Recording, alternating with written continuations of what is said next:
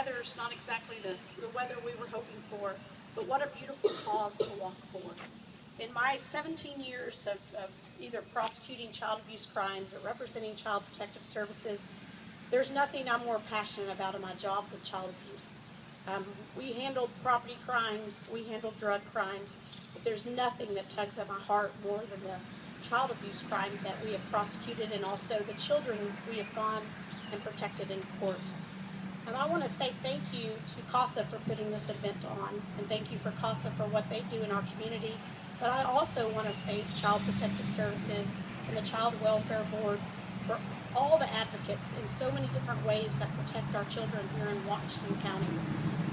I have also been asked to bring greetings from Scotty's House this morning. Scotty's House is the Child Advocacy Center in Bryan, Texas, that serves our community, that conducts forensic interviews. They offer counseling, all sorts of services for the abused children in Washington County, and I'm honored to be their newest board member. And so they could not be here this morning because they had a program going on in Bryan, but they did ask me to bring greetings to all of you. All these groups that I've talked about, I've just mentioned, we're aware of child abuse every day. We do not need April for all of us to become aware that child abuse occurs in Washington County.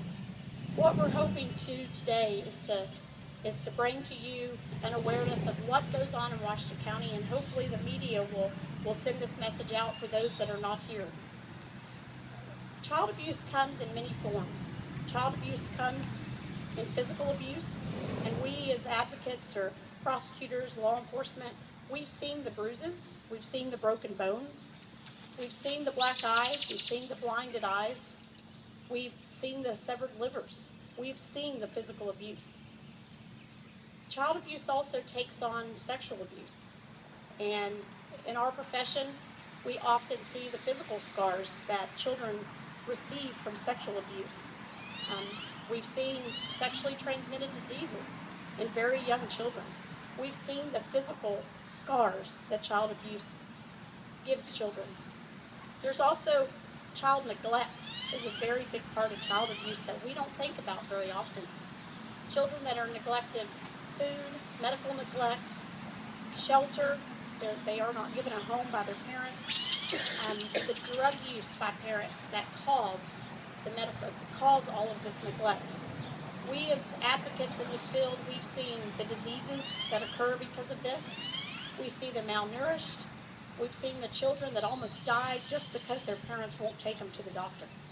We have seen all of the physical scars that child abuse gives children. But what we need to keep in mind as we're going forward is what we don't see are the emotional scars. Child abuse is not just a problem for the court system. Child abuse is a problem for the community, and we as a community need to become aware of that. Why is child abuse a community problem? Why is it no longer an option for us to leave our collective heads in the sand? Why do we need to go forward? First of all, I believe the number one reason that we need to go forward and make this a community issue is because children are a gift from God. Psalm 127:3 says, "Behold, children are a gift of the Lord, the fruit of the womb is a reward." We at the District Attorney's Office, we believe, as well as all these other advocate groups, that we are a voice for the children that do not have one in the court system. But we can no longer speak alone. We can only go to the court system and speak, but these children need the community to speak up for them.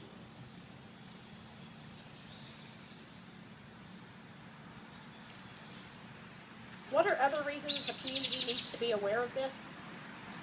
Other than just that it's the right thing to do, you need to remember that abused and neglected children are 11 times more likely to engage in criminal activity than any other adult. 14% of men and 36% of women in our prison system today were abused children. One study showed that 80% of 21-year-olds who had been abused now meet criteria for psychological disorders. Young girls abused are 25 times more likely to experience teen pregnancy. And I don't think that I have to stand up here and preach today about what those, not symptoms, but what those consequences do to our community. We need to speak up for children when they're young, so they do not suffer these consequences, and we as a community do not suffer these consequences. What do you look for?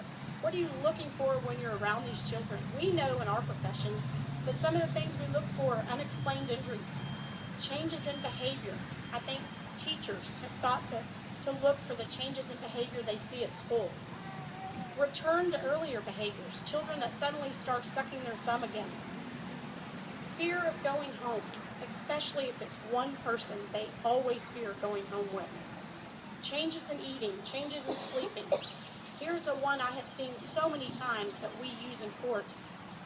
The change in school performance and attendance. Their grades fall. They no longer show up for school. Lack of personal hygiene. In the community, these are the things that you need to be looking for in the children that you encounter. What I stated earlier is the main reason the community needs to be aware of child abuse and start speaking up for it is it's the right thing to do. It takes a whole community to protect a child. The groups I've mentioned earlier cannot do it alone. CASA can't do it alone. CPS can't do it alone. Scotty's House can't do it alone. The Child Welfare Board cannot do it alone. The police cannot do it alone. The prosecutors cannot do it alone. We need the community to speak up for these children. As I prepare for these trials, one of the things I always have to do if one of the children is testifying, I have to sit down and talk to that child in preparation for trial. I've sat across the table or sat in a chair next to many abused and neglected children. I've heard their stories.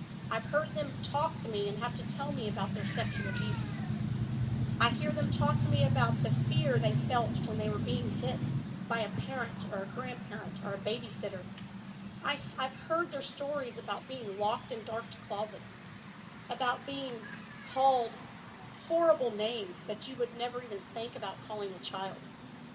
What they all have in common is that adults have failed them in their life. I'm going to say that again. Adults have failed these children in their life.